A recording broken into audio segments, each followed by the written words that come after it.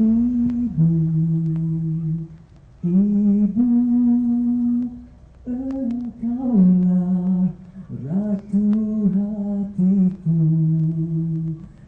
Bila ku berduka, engkau hiburkan selalu.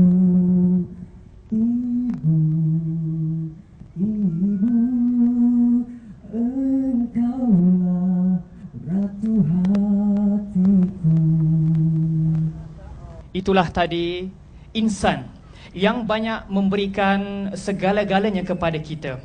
Curahan kasih sayang seorang ibu, seorang mama, seorang umi yang telah banyak bergadai segala-galanya, bersusah payah untuk membesarkan kita sehingga dewasa, sehingga kita berjaya. Jadi pada malam ini saudara penonton, Forum Perdana Ehwal Islam membicarakan hanya untukmu. Silakan Ustaz Syarin.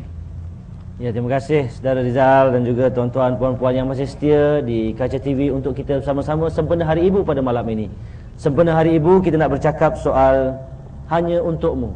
Pengiktirafan, pengorbanan atas segala yang telah dilakukan oleh insan manusia yang bernama ibu, walau dipanggil mak, mama dan sebagainya, tetapi jasanya tetap serupa, membesarkan dan mendewasakan kita semua.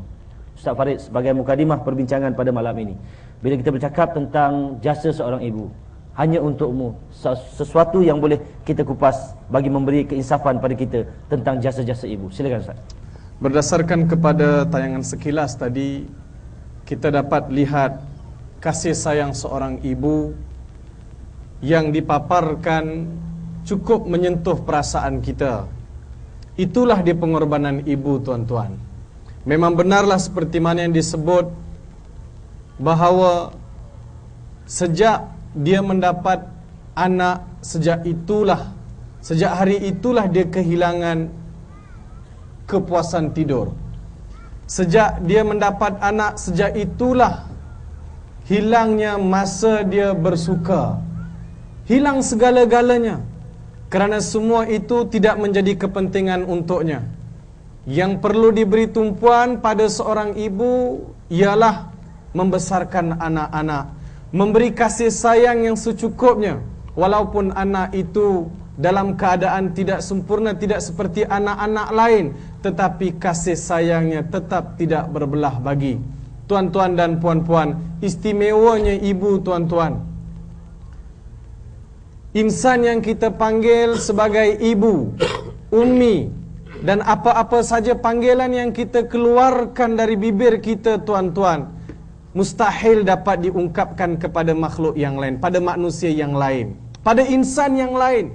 Hanya sahaja pada ibulah kita ungkapkan ummi, ibu, mama, mak dan sebagainya. Dan panggilan itu sama sekali tidak akan terbit daripada hati yang dusta.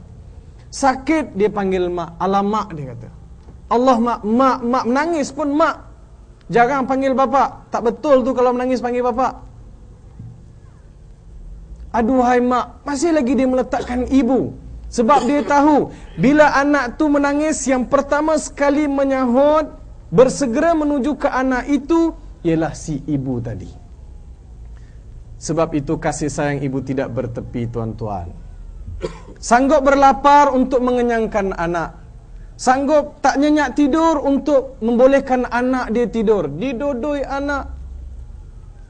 Jarang bapa dodoi anak. Bapa yang ada sabar. Siang sabar, malam sabar. Sabar dia. Anak dia nangis, dia buat tak tahu sabarlah tu.